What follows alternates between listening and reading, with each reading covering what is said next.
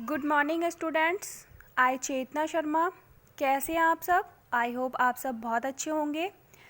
जैसा कि आप सब जानते हैं कि हमने पिछली क्लास में हमारी पाठ्य पुस्तिका रुचिरा के पार्ट 2 का हिंदी ट्रांसलेशन किया था।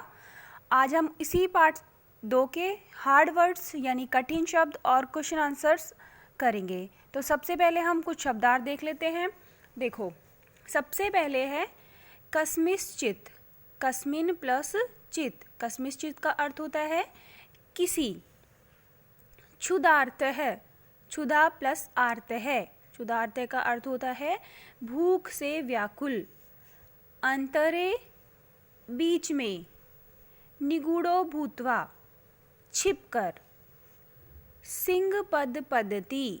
सिंह यानी शेर, पद यानी पैर और पद्धति यानी चिन्ह। शेर के पैरों के चिन्ह अर्थात शेर के पैरों के निशान। चिन्ह को हम निशान भी बोल सकते हैं। रवह। रवह का अर्थ होता है शब्द या आवाज। यावत तावत। यावत का अर्थ होता है जब तक और तावत का अर्थ होता है तब तक। समय।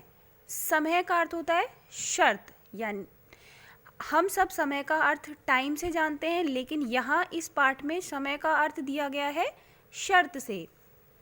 बाह्यतः बाहर से। यदि तरही। यदि का अर्थ हो गया अगर और तरही का अर्थ हो गया तो। तत्श्रुत्वा। तत्श्रुत्वा का अर्थ हो गया वह सुनकर। भय संत्रस्त मनसाम। भय से डरे हुए मन वालों का। हस्त पादादिका। हाथ पैर आदि से संबंधित क्रियाएं। वेपथु। वेपथु का अर्थ होता है कंपन, कपकपाना। भोज्यम भोजन योग्य पदार्थ। सहसा। सहसा का अर्थ होता है अचानक या फिर एकाएक। अनागतम आने वाले को। आने वाला कौन है? दुख। तो आने वाले दुख को। सोच्यते चिंतनीय होता है। संथस्य। संथस्य रहते हुए का। जरा बुढ़ापा। कुरुते या करोति का अर्थ होता है करता है। क्या करता है? निराकरण यानी उपाय।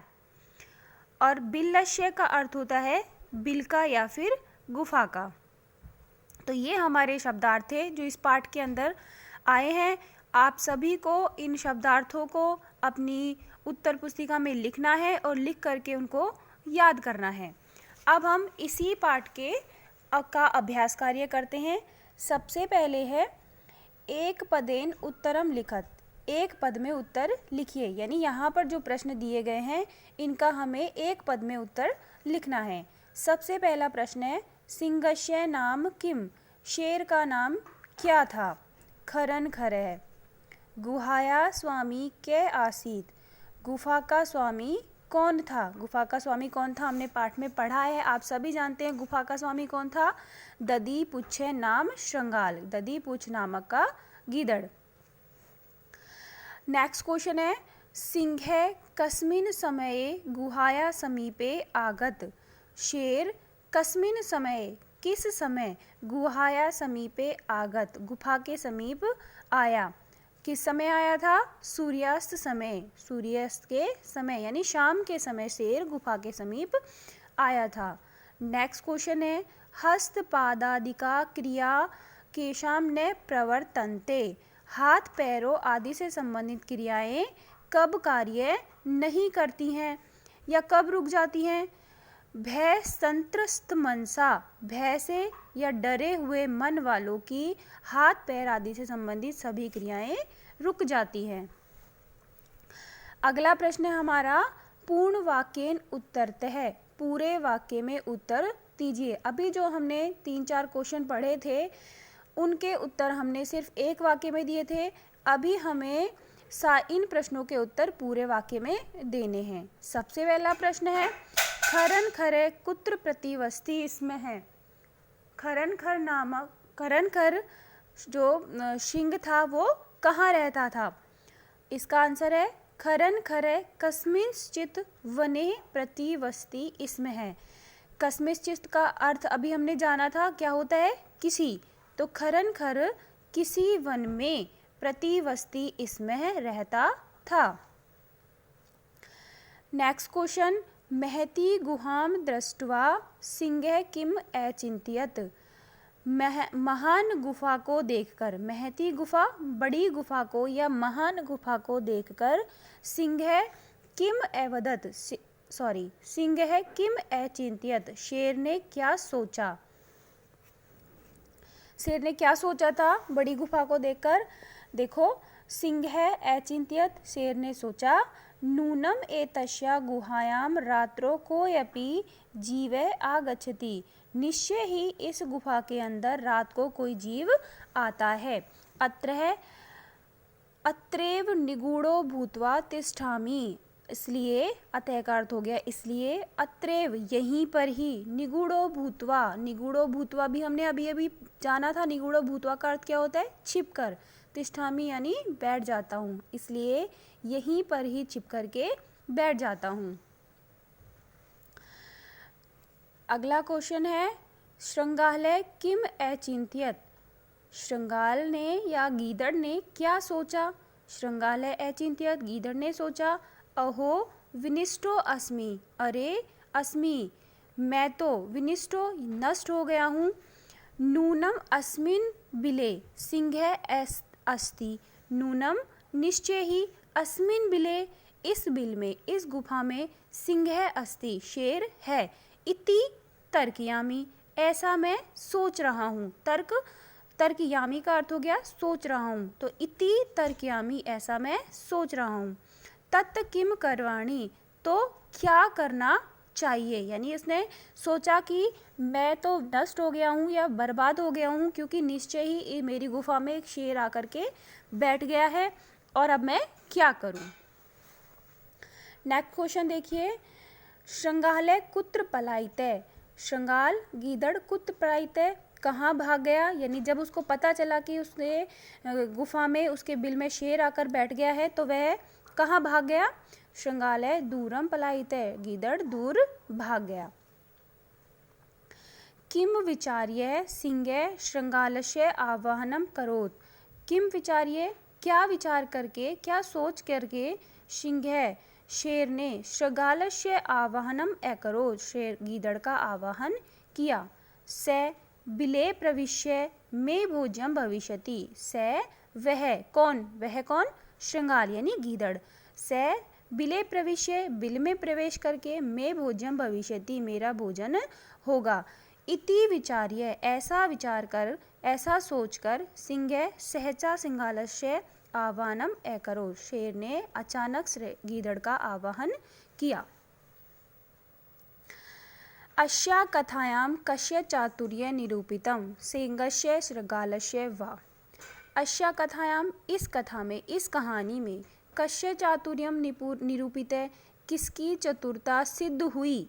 निरूपित का अर्थ क्या होता है? सिद्ध होना। तो इस कथा में, जो कथा हमने पढ़ी थी, जो कहानी हमने अभी पढ़ी थी, उस कथा में किसकी चतुरता सिद्ध हुई? सिंहस्य व श्रृंगालस्य शेर की या फिर गीदड़ की।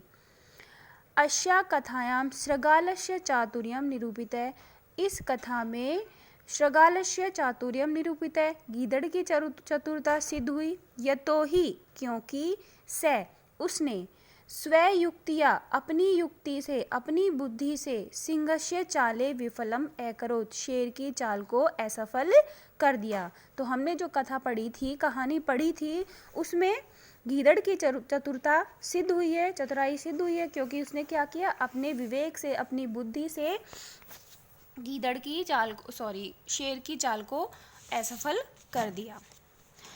नेक्स्ट क्वेश्चन है, रेखांकित पदानि आधृत्य प्रश्न निर्माणम कुरुत। रेखांकित पद जो दिए गए हैं, जिनके नीचे अंडरलाइन की गई है, उन पदों के आधार पर, उन शब्दों के आधार पर हमें प्रश्न निर्माण करना है, यानी प्रश्न बनाने हैं। सबसे पहला है क्षुधार्थ है सिंह कुत्रापि आहारम न प्राप्तवान। भूख से परेशान शेर ने कहीं पर भी आहार या भोजन प्राप्त नहीं किया। तो यहाँ पर अंडरलाइन किसको किया गया है? क्षुधार्त को। तो क्षुधार्त का अर्थ क्या हो गया? भूख से व्याकुल। ठीक है, भूख से व्याकुल शेर ने कहीं भी भोजन प्राप्त नहीं किया। तो इससे हमको प्रश्न बनाना है। तो भूख से व्याकुल यानी किससे व्याकुल? हमारा प्रश्न किससे क्या बनेगा कि किससे व्याकुल शेर ने कहीं पर भी भोजन प्राप्त नहीं किया। किससे व्याकुल?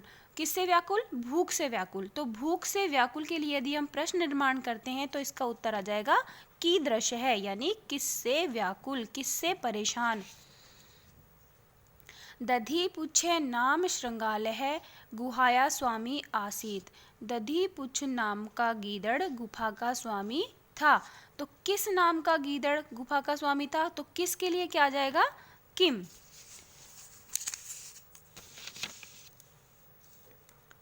एषा गुहा स्वामिने सदा आह्वानं करोति। यह गुफा स्वामी का हमेशा आह्वान करती है। यह गुफा स्वामी को लेकर के हमें प्रश्न बनाना है। तो स्वामी का यानी किसका, और किसके के लिए क्या आएगा? कस्य। भय संत्रस्त मनसा हस्तपादिका क्रिया न प्रवर्तन्ते। डरे हुए मन वालों की हाथ पैर आदि से संबंधित क्रियाएं कार्य नहीं करती हैं। तो हाथ पैर आदि से संबंधित यानी किस से संबंधित? तो इसके लिए क्या आएगा? का। शृगालः बिले प्रविश्य सिंहस्य भोजन भविष्यति। गीदड़ बिल में प्रवेश करके शेर का भोजन होगा। तो बिल के नीचे अंडरलाइन किया गया है। तो बिल से यदि हम प्रश्न निर्माण करते हैं, प्रश्न बनाते हैं, तो बिल में प्रवेश करके यानी कहाँ पर प्रवेश करके, तो क्या आ जाएगा? कुत्र। अगला क्वेश्चन है घटनाक्रमानुसार वाक्यानि लिखत। घटनाक्रम के अनुसार वाक्य को लिखिए। देखिए, हम सब ने इस पाठ को पढ़ा है, समझा है और सभी को समझ में भी आया है।